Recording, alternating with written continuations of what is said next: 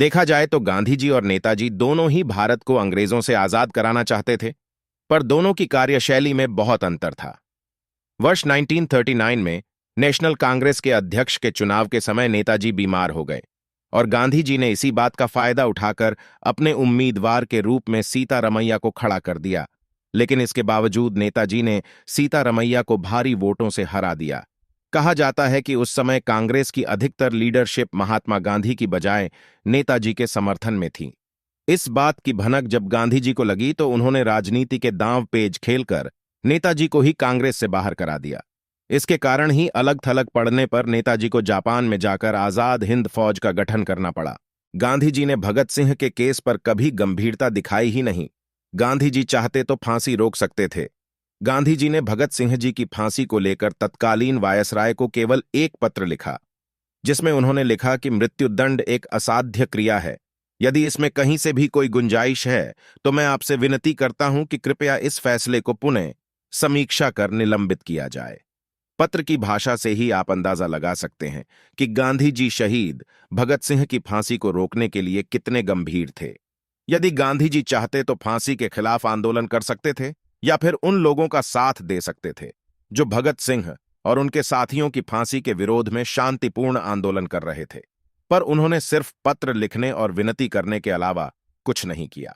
यदि बात की जाए राजगोपालाचारी जैसे क्रांतिकारियों द्वारा लिखे गए लेखों की, तो उससे झांत होता है कि उस समय कांग्रेस ही नहीं बल्कि प्रधानमंत्री के पद पर पूरे देश की पहली पसंद सरदार वल्लभ भाई पटेल थे। परंतु दुर्भाग्य से गांधी जी ने सब दरकिनार कर नेहरू को प्रधानमंत्री के पद पर बिठा दिया। ऐसा उन्होंने अपनी जिद को पूरा करने के लिए किया था। इतिहास गवाह है कि नेहरू के प्रधानमंत्री के पद पर बैठते ही जन्म लिया एक वंशवाद ने, जो कि अब तक भारत का पीछा नहीं छोड़ रहा। यह महात्मा गांधी जी की सबसे बड़ी गलती थी, जिसे आज भी पूरा देश भुगत रहा है। 1942 के भारत छोड़ो आंदोलन से यह साफ हो गया था कि जल्द ही ब्रिटिश हुकूमत घुटने टेककर भारत को आजाद करने वाली है।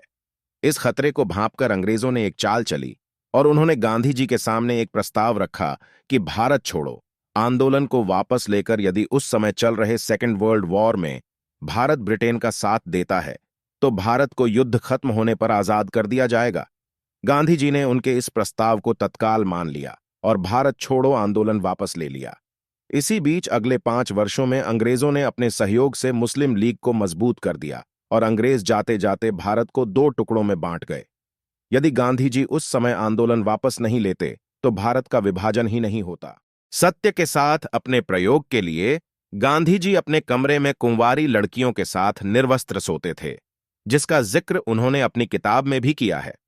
सरदार पटेल ने इस बारे में गांधी जी को पत्र लिखकर उनके इस प्रयोग को भयंकर भूल बताते हुए इसे रोकने को कहा था। ब्रह्मचर्य के प्रयोग भी गांधी की उसी हठधर्मिता और अतिवाद का परिणाम थे। जहां वे अपनों को अपनी नजर में विजयी घोषित देखने के लिए स्त्री का वस्तु की बातें प्रयोग करते थे।